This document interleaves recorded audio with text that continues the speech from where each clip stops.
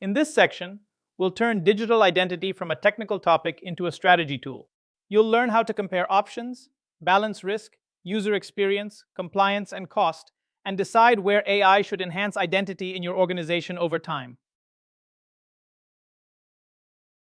Most people still equate digital identity with a login box, but that's only the visible tip of the iceberg. Underneath, identity quietly drives four huge areas. It shapes how efficiently you acquire new customers and cross-sell to existing ones. It's your first line of defense for fraud and cyber risk. It's the backbone of regulatory compliance from KYC to GDPR, and it underpins public trust and civil liberties. Who's included, who's watched, and who's excluded. That's why identity isn't an IT feature. It's a strategic capability that deserves its own roadmap and investment. When you choose an identity approach, you're never optimizing just one thing. You're trading off across 6 lenses. Security level. How hard is it to break or abuse? UX friction. How much effort users feel at sign up, login, recovery, and high-risk actions. Privacy impact. How much data you collect, link, and retain. Regulatory alignment. How defensible your choices are to regulators and auditors. Operating cost and scale. What it takes to run, monitor, and support this over millions of users. Ecosystem fit.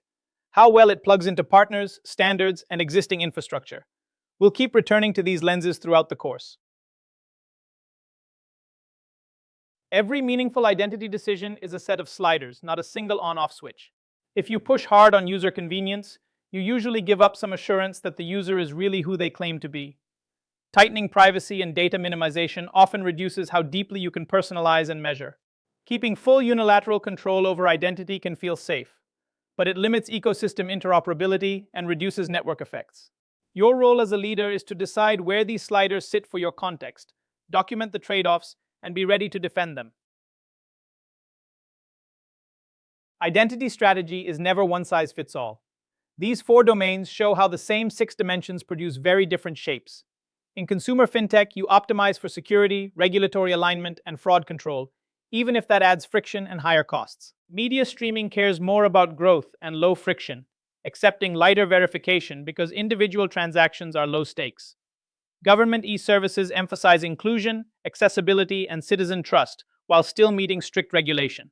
B2B SaaS focuses on enterprise connectivity and ecosystem fit, aligning identity with partners' SSO, compliance needs, and admin controls.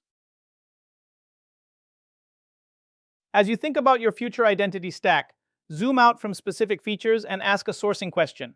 What will you build, what will you buy, and where will you partner? Build is for core capabilities where you need custom UX and real competitive differentiation. It's slower and costly, but gives you control. Buy accelerates time to market.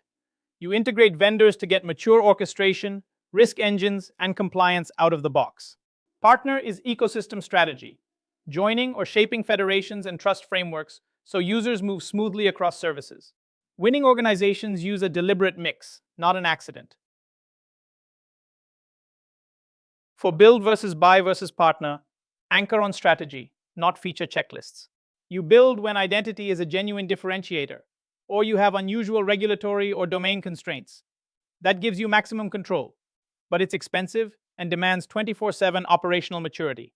You buy when you need strong capabilities quickly and want the vendor to keep up with evolving threats. The trade-off is less differentiation and potential lock-in. You partner when reducing friction is paramount and existing trust networks already cover your users, accepting shared ecosystem risk. I supercharges digital identity, but it also rewires your risk profile. On the upside, it can watch behavior in real time, score risk, and trigger extra checks only when something looks suspicious. That enables behavioral biometrics and adaptive authentication that feel almost invisible to legitimate users. On the downside, powerful defenses demand powerful infrastructure.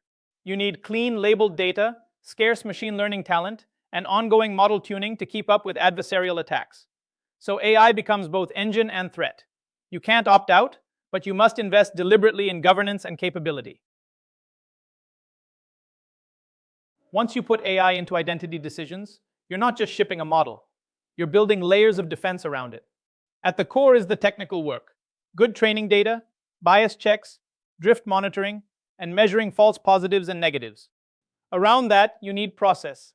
Clear model approval gates, documented assumptions, and humans in the loop for high-impact outcomes. Finally, you need organizational governance, a cross-functional group from security, legal, privacy, and product that can say no, demand changes, and stand behind the system to regulators. Think of your identity roadmap as 3 climbs, each with a clear outcome. First, go after quick wins. Deploy solid MFA, clean up directories, and prove value with one KPI. Account takeover rates fall. Next, move into orchestration. Introduce risk-based authentication, better CIM, and automated lifecycles. Here, you're watching friction and drop-off rates improve. Only then does it make sense to invest heavily in ecosystem and AI, advanced anomaly detection, shared credentials, and cross-partner trust. The key is sequencing. Each phase funds, de-risks, and justifies the next. When you communicate your digital identity strategy, the core story stays the same, but the emphasis changes by audience. With executives, translate identity into business capability. Show how it unlocks new products, protects revenue, reduces risk, and what clear options and trade-offs they need to choose between. With regulators and the public, emphasize rights and safeguards. Lead with fairness, privacy, and data minimization, then explain how consent works and what recourse people have when things go wrong. As you move toward a decision, treat identity as a strategic asset, not just a login problem. Pressure test your approach against your real constraints and the 6 core dimensions. Be explicit about why you build, buy, or partner. Put AI risks under shared governance. Tie your roadmap to measurable business outcomes and make sure you can clearly explain every trade-off to non-experts.